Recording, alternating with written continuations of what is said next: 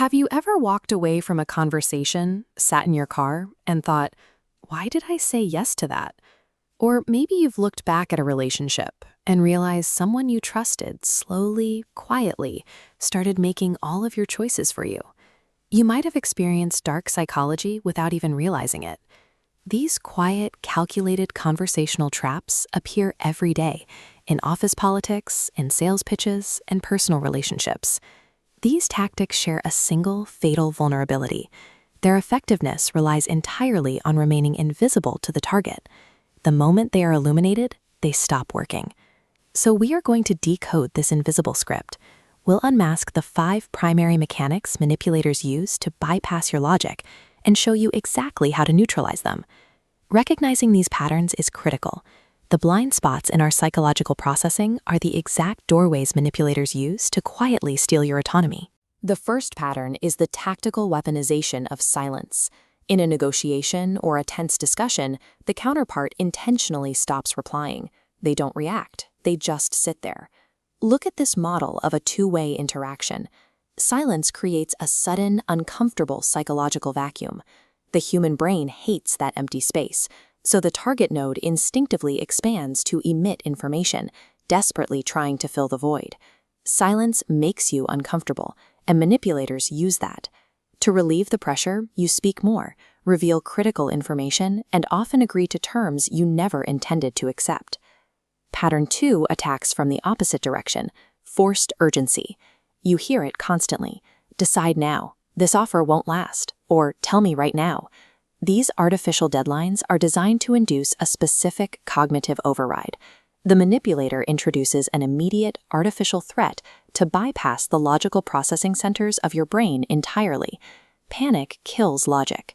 Your brain responds to manufactured stress by shutting down critical analysis and rushing to secure a safe outcome, no matter the cost. Tactical silence and forced urgency operate on the exact same principle.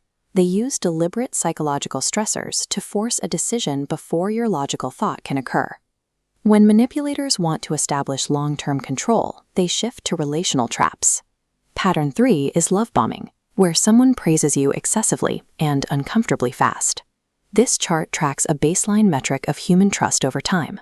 Love bombing deploys calculated hits of dopamine to create a volatile reaction. The trust metric spikes rapidly, creating an unearned deep bond. The manipulator stockpiles this artificial trust, using it as weight. Later, they drop that weight onto the scale, leveraging forced loyalty to influence decisions and shift the balance of power. Pattern 4 activates when you finally try to hold them accountable. Instead of attacking you directly, they play the victim. They look at you, acting deeply hurt, and say, "I didn't expect this from you." By deploying a guilt trap, they force you to drop your complaint and defend your own character instead. You end up apologizing for bringing up their bad behavior. This creates a continuous loop where you feel intensely guilty, even when you did absolutely nothing wrong. This leads directly into pattern 5, the most destructive mechanic in the toolkit, gaslighting. The manipulator looks you in the eye and calmly denies things they clearly did. They erase verified events from the shared record with total confidence. The endgame of this explicit denial is to slowly erode your trust in your own memory. If you can't trust what you saw or heard, you become entirely dependent on the manipulator's version of reality. Used together, love bombing, playing the victim, and gaslighting rewrite your internal compass. The manipulator successfully turns your own empathy, guilt, and memory into weapons against you. The goal of understanding these tactics is not to use them on others. It is to build the awareness needed to recognize them in real time, ensuring they no longer influence your behavior. Defense steps 1 and 2. Actively insert friction. Take time before saying yes to a sudden request, and completely ignore forced urgency. A manufactured clock demands zero respect. Step 3. Audit your guilt. Notice the specific moments you feel bad despite knowing you did nothing wrong. That sudden guilt is a trap, not a genuine emotion. Steps 4 and 5 require distance.